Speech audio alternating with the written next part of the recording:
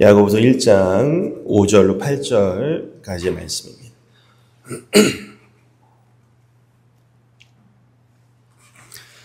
저부터 교독하겠습니다. 너희 중에 누구든지 지혜가 부족하거든 모든 사람에게 후히 주시고 꾸짖지 아니하시는 하나님께 구하라. 그리하면 주시리라.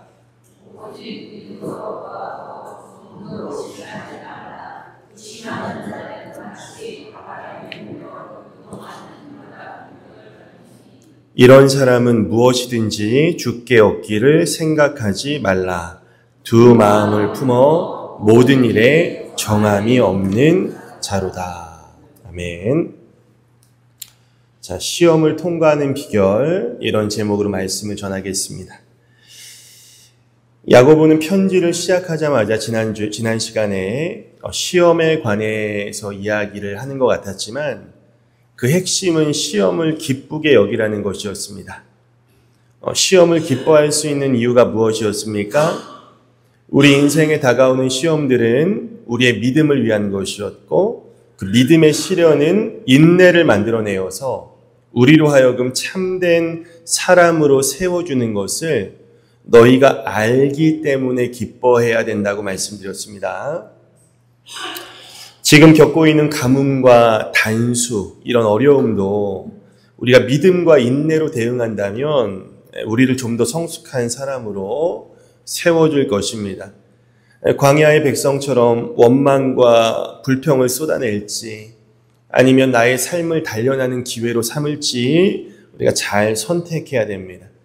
인생의 수많은 고통과 시련에 직면할 때 믿음과 인내를 발휘하여서 온전함에 이르는 기회로 삼으시기를 바랍니다. 그래서 우리 인생의 목표는 이 땅에서 부자되고 성공하는 것이 아니라 어떤 시험이 와도 믿음과 인내를 발휘하고 결국 예수님을 닮아가는 것, 하나님의 형상을 회복하여 참 사람이 되는 것, 이것이 바로 우리가 걸어가야 할 길임을 여러분 기억하시기를 부탁드리겠습니다. 자, 5절 보시면 갑자기 지혜 이야기를 꺼냅니다. 우리가 시험을 기쁘게 여길 수 있는 비결은 3절, 너희가 알기 때문이라. 아는 게 지혜죠.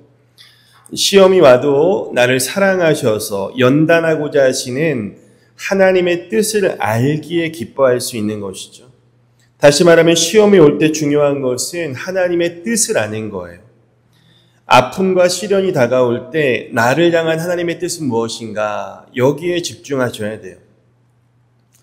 우리는 세상살이, 먹고 사는 문제, 건강, 자녀들의 앞길, 이런 것에 늘 신경을 쓰고 사는데 이런 사람이 겪는 문제는 하나님께는 솔직히 아무것도 아니에요. 하나님의 관심은 우리의 문제가 아니라 바로 우리예요. 우리는 무엇을 먹을까 마실까 고민하지만 하나님은 우리가 온전하고 성숙한 사람이 되느냐에 관심이 있으세요. 그렇게 연단을 통해서 온전하고 성숙함에 이른 자들에게 이 세상의 사명을 맡기시는 거예요. 요셉이나 다윗이나 다니엘과 같은 연단을 통과하여 성숙함에 이른 하나님의 사람들이 이 세상에서 빛과 소금답게 살면서 이 세상을 변화시켜가는 것이죠. 그래서 시험이 올 때 하나님의 관점, 하나님은 이 상황을 어떻게 보실까? 그것을 깨닫는 것이 바로 지혜죠. 시험이 닥친다고 해서 자동으로 내 믿음과 인내가 성장하지 않습니다. 안타깝게도 시험 들어서 하나님 떠난 분들 많이 봤습니다. 그래서 야고보는 시험 당할 때 기뻐해야 되는 이유를 설명한 다음에 시험에 승리하는 비결을 설명하고 있어요. 그래서 5절에서는 뭘 말해요? 지혜를 말하고 6절은 기도를 말하고 있죠. 오직 믿음으로 구하고 조금도 의심하지 말라. 그리고 8절은 뭐예요? 둘로 갈라진 마음을 언급합니다. 이 두 마음은 야고보가 가장 심각하게 바라보는 문제예요. 자, 지혜와 기도와 나뉘어진 마음, 이 세 가지가 바로 시험을 겪는 자들에게 주는 매우 중요한 지침이에요. 자, 5절 너희 중에 누구든지 지혜가 부족하거든 모든 사람에게 후히 주시고 꾸짖지 아니하시는 하나님께 구하라 그리하면 주시리라. 4절에는 조금도 부족함이 없게 하려 함이라. 5절 지혜가 부족하거든 부족함이 4절에서는 긍정적으로 5절에서는 부정적으로 사용되고 있는데 쉽게 말씀드리면 조금도 부족함이 없는 온전함에 이르기 위해서는 시련을 겪는 과정에서 드러나게 되는 우리의 부족함을 채워가야 한다는 거예요. 여러분 시험은요, 우리의 부족함을 드러내줘요.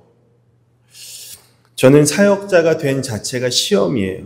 얼마나 부족함이 많은지 뼈저리게 느끼고 있어요. 우리 학생들이 학교에서 시험을 보면 점수가 나와요. 그러면 틀린 부분을 체크하면서 자신의 부족함이 무엇인지 알게 되는 것과 마찬가지예요. 그 부족함을 다시 보완해야 다음에 더 좋은 평가를 받겠죠. 시험을 겪으며 이처럼 나의 부족함이 드러나요. 하나님이 시험을 통해서 나의 부족함을 알려주세요. 아, 내가 이렇게 원망과 불평이 많은 사람이었구나. 아, 내가 하나님 의지하는 게 아니라 솔직히 세상과 이 사람과 돈을 더 의지하는구나. 이렇게 고난 중에 나의 진짜 모습을 알게 돼요. 근데 우리는 그런 부족함이 드러난 내 모습을 인정하기가 싫으니까 시험을 회피하거나 불평하고 하나님을 떠나버리는 거예요. 창세기의 그 가인과 아벨의 경우에도 아벨을 향한 하나님의 칭찬이 가인에게 시험이 되었죠. 자신의 부족함이 드러났으면 하나님께 용서를 구하고 앞으로 예배 잘 드리면 될 것 같은데 그는 자신의 부족함을 인정하지 않고 동생을 탓하며 살인하게 됩니다. 하나님은 시험을 통해서 우리 마음속에 있는 교만과 시기, 돈에 대한 욕심, 부족한 인격, 온갖 부족한 것들을 드러내시는 거예요.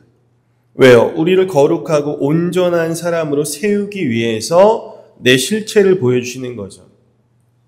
자, 이렇게 시험이 닥치고 우리의 연약함이 드러날 때 야고보는 가장 먼저 하나님께 지혜를 구하라고 말해요. 지혜는 하나님의 관점으로 이 세상과 시련과 인생을 보는 시각이에요. 우리는 지혜가 부족합니다. 우리는 1시간 후에도 어떤 일이 일어날지를 몰라요. 자, 전도서 7장 14절 말씀 한번 읽어보겠습니다. 시작.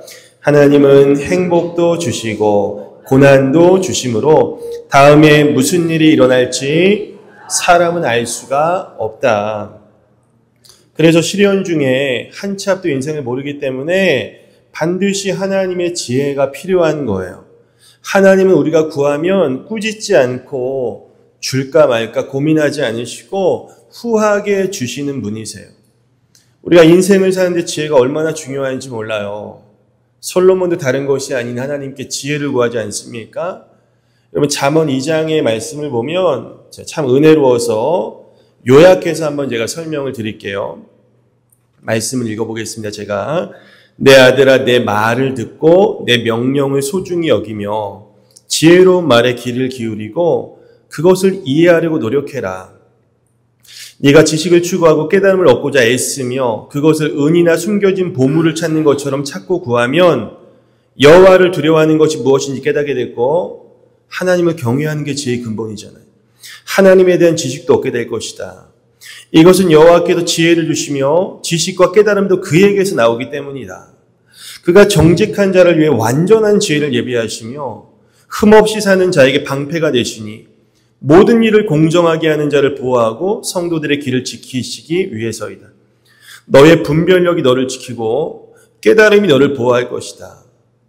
지혜가 악한 자의 길과 추하고 더러운 말을 하는 자에게서 너를 구할 것이다. 할렐루야. 지혜가 이렇게 중요해요. 인생에 지혜가 없으면 인생을 잘 살 수가 없어요. 보물을 찾듯 지혜를 찾고자 있어야 된다. 그러면 그 지혜를 주시는 하나님을 경외하게 되고 그 지혜가 너를 지켜주고 하나님께 합당한 자로 만들어준다. 그래서 지혜를 얻는 자는 생명을 얻는 것이나 마찬가지라고 이야기해요. 자, 잠언 8장 35절 함께 읽어보겠습니다. 시작. 대저 나를 얻는 자는 생명을 얻고 여호와께 은총을 얻을 것임이니라. 그러나 나를 잃는 자는 자신의 영혼을 해하는 자라. 나를 미워하는 자는 사망을 사랑하는.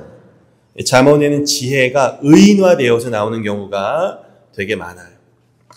야고보는 지혜를 매우 중요하게 여겨요. 여러분 야고보서 3장 13절 18절 한번 성경 찾아볼까요? 3장 13절로 18절 말씀 보시면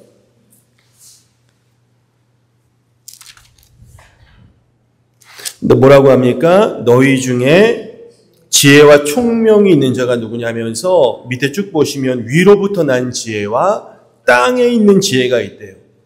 땅의 지혜는 정욕적이고 마귀적인 지혜라고 말하고 있어요. 그러니까 인간이 범죄하고 어리석게 사는 이유는 결국 하늘로부터 온 지혜가 아니라 이 땅의 지혜, 정욕과 마귀의 지혜를 따르기 때문이라는 거예요.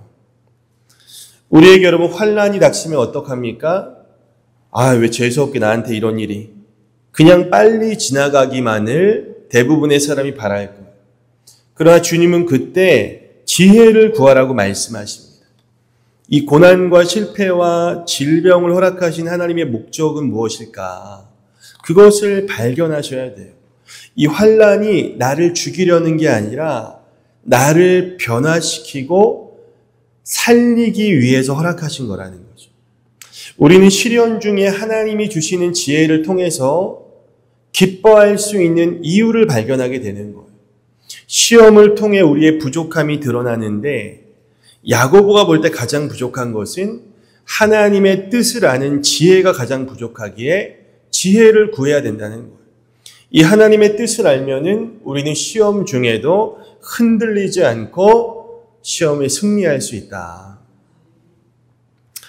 고난 중에 다른 거 붙으시면 안 돼요. 사람 의지하거나 세상의 철학, 나의 힘, 돈, 지혜 이런 거 의지하시면 안 돼요.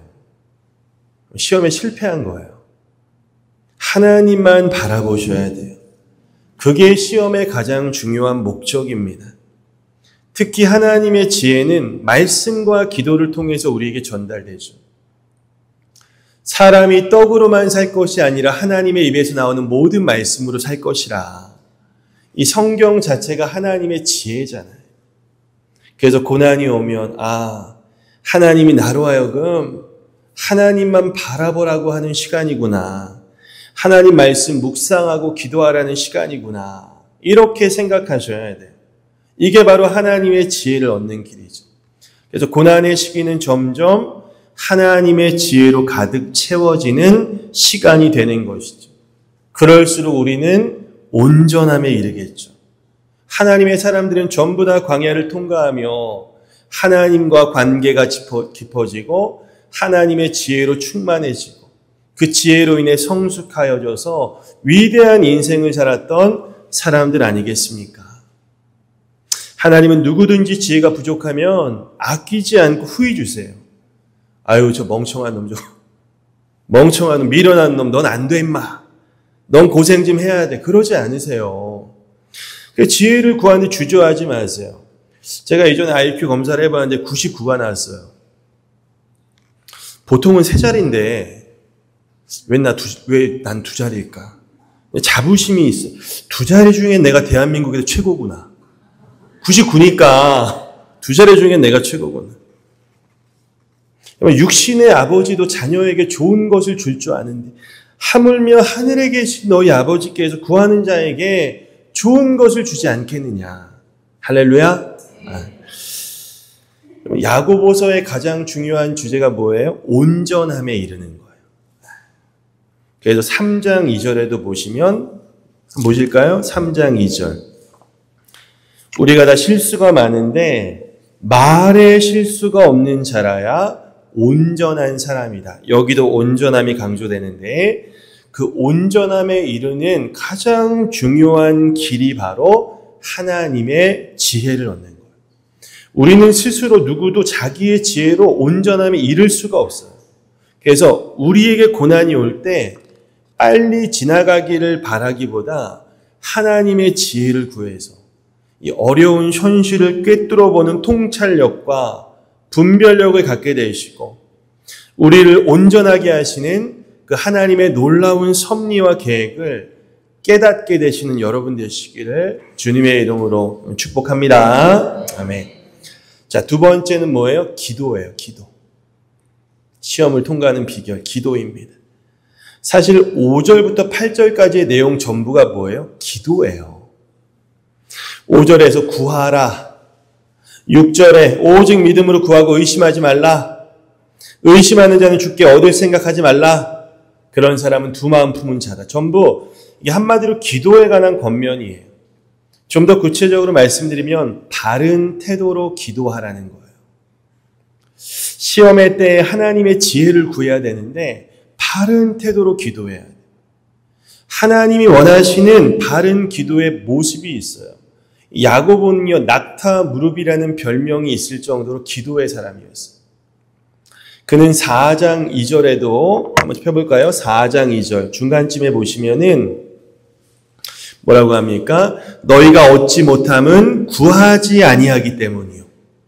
기도 안 하니까. 구하여도 받지 못함은 정욕으로 쓰려고 잘못 구하기 때문이라. 그러니까 야고보는 이런 말을 왜 할까요? 당시 그리스도인들이 잘못된 기도하는 것을 너무나 많이 목격했던 거예요. 아까 말씀드린 가인과 아벨은 똑같이 하나님을 예배했는데 하나님은 아벨의 예배는 받으시고 가인의 예배는 받지 않으셨어요. 마찬가지예요. 우리가 하나님께 기도한다고 하지만 아예 기도 안 하는 분도 계시지만 조금 기도하는 분도 넉넉히 기도하는 분도 계시지만 하나님은 어떤 분의 기도는 들으시고 어떤 분의 기도는 듣지 않으신다는 거예요. 기도하지 않으면 당연히 응답하지 않으시고요.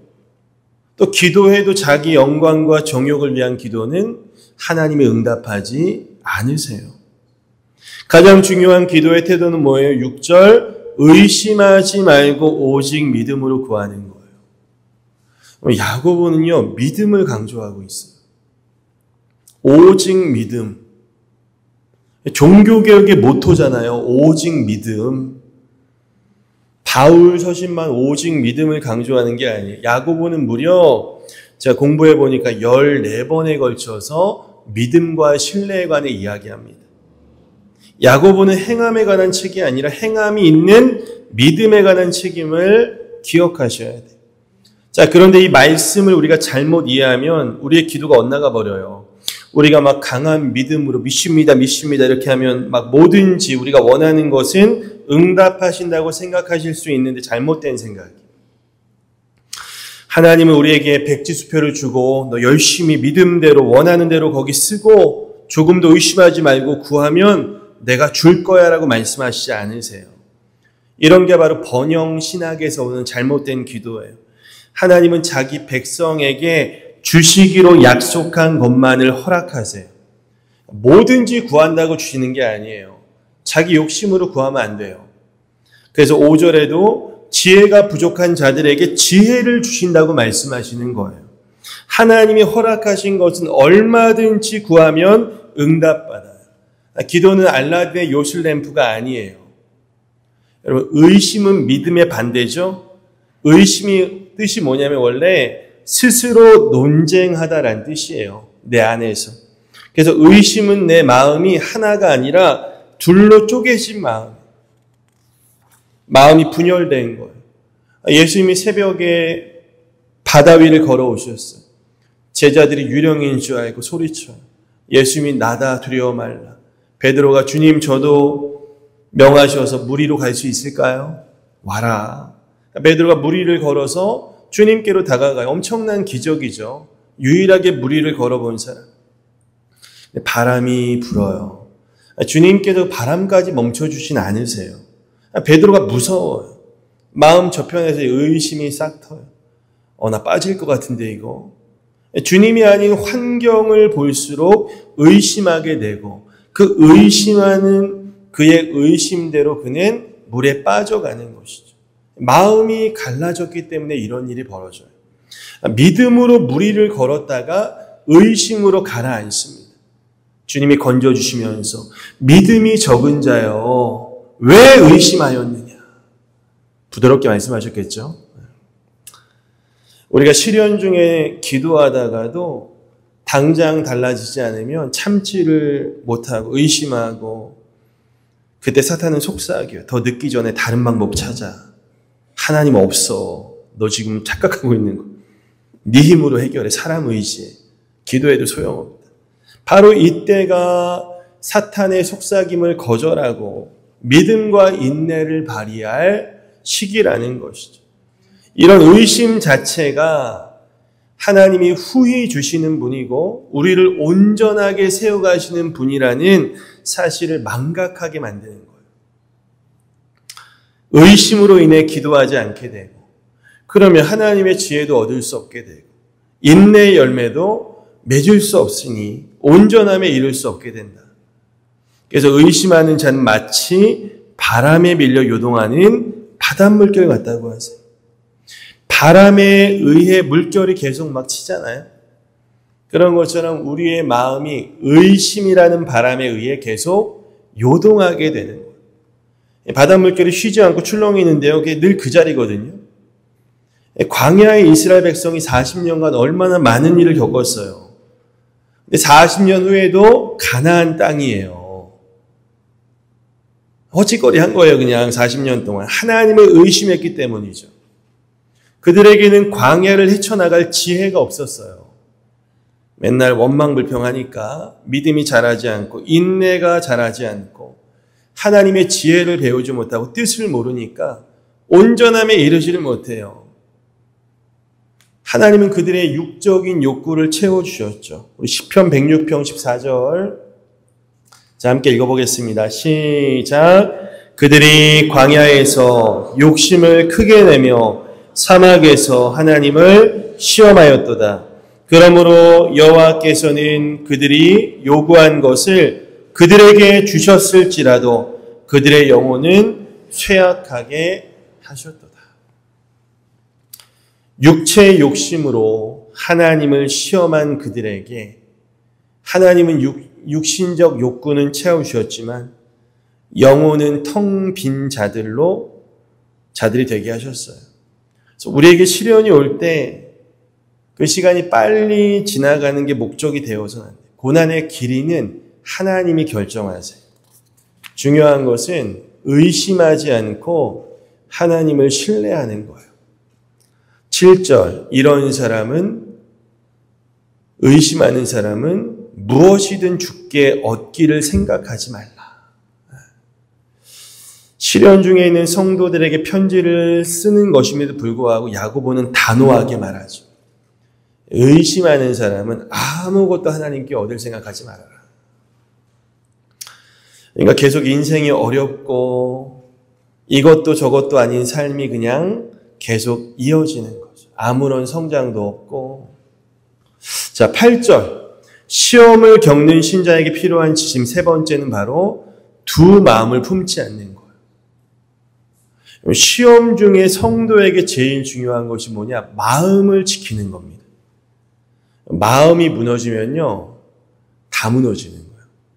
인생 끝나요. 마음이 나뉘어지지 않아야 돼요. 야고보는 마음이 분열되는 것이야말로 시험을 겪는 신자에게 가장 큰 위험이라고 말하고 있어요. 그러니까 진짜 시험은 우리에게 다가오는 여러 고난과 시련이 아니라 진짜 시험은 그 고난과 시련 중에 한결같은 마음으로 하나님을 신뢰하냐 마느냐 이게 진짜 시험이에요. 왜냐하면 우리를 향한 하나님의 뜻은 우리가 온전함에 이르는 것이기 때문에 그래요. 그것은 곧 하나님에 대한 온전한 신뢰와 순종을 말하는 것이죠. 두 마음에 해당하는 이 단어가 딥시코스라고 해서 그 당시 어떤 문헌에도 나와 있지 않아요. 야고보서에만 딱 두 번 나와요. 이건 4장 8절 한번 펴보실까요? 한번 읽어보겠습니다. 자, 시작.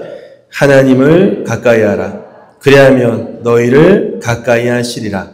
죄인들아 손을 깨끗하게 하라. 두 마음을 품은 자들아 마음을 성결하게 하라. 그러니까 두 마음은 뭐예요? 성결하지 않은 마음이구나. 성결은 거룩하고 깨끗하다. 그래서 두 마음은 부정하고 더러운 마음. 그러니까 야고보는 신자들이 하나님을 향한 전심의 마음, 섞이지 않은 마음, 일편단심, 깨끗한 마음, 팔복에도 마음이 청결한 자는 하나님을 볼 것이라고 했죠. 하나님을 향한 절대적인 신뢰를 갖는 것이 얼마나 중요한지를 강조하는 거예요. 가끔 말씀드려요. 진심도 중요한데 전심이 더 중요해요. 복음서에 보면 부자, 관원, 청년이 부자인데 관원이에요. 벼슬까지 하는데 청년이에요. 완전 성공했어요. 근데 예수님께 막 달려와요. 어찌하여야 영생을 얻을 수 있겠습니까? 영생에 대한 진심도 있어요. 정말 나 구원받고 싶다. 그러나 전심이 아니었어요. 재산을 나눠주고 나를 따르라 하시니까 근심하다가 돈을 선택하고 주님을 떠나는 거예요. 진심이 있어도 전심이 아니면 안 됩니다. 신명기 6장 5절 말씀 읽어보겠습니다. 시작. 너는 마음을 다하고 뜻을 다하고 힘을 다하여 내 하나님 여호와를 사랑하라. 다하여 전심이죠. 99%가 아니라 100%의 마음이어야 돼요. 두 마음을 품는 자는 모든 일에 정함이 없대요. 정함이 없다는 표현도 여기 야고보서에만 나오는데 새 번역에 보니까 그의 모든 행동에는 안정이 없습니다. 항상 불안하다는 거예요. 신앙생활은 하는데 이게 뭐 하는 건지 마는 건지 불안한 거예요. 현대인의 성경은 너무 적나라하게 번역했어요. 읽어보겠습니다. 시작. 그는 이중인격자이며 언제나 자기가 하는 일에 갈피를 못 잡고 흔들리는 사람입니다. 두 마음이니까 이중인격자를. 이것도 저것도 아니고 예수님을 이렇게 믿는 건지 안 믿는 건지도 모르겠고 늘 어영부영 하는 둥 마는 둥 이리저리 그냥 흔들리는 거예요. 이러니까 어떻게 되는 일도 없죠. 이런 사람이 어떻게 온전함에 이룰 수가 있겠어요. 계속 시험 들고 막 그냥 그런 것이죠. 두 마음은 쉽게 표현하면 하나님과 세상을 양다리 걸치는 거예요. 이런 사람에게 하나님 기도 응답하시겠습니까? 만약에 응답을 해주셔도 문제죠. 아, 이렇게 내가 대충 살고 대충 기도해도 응답하시는구나.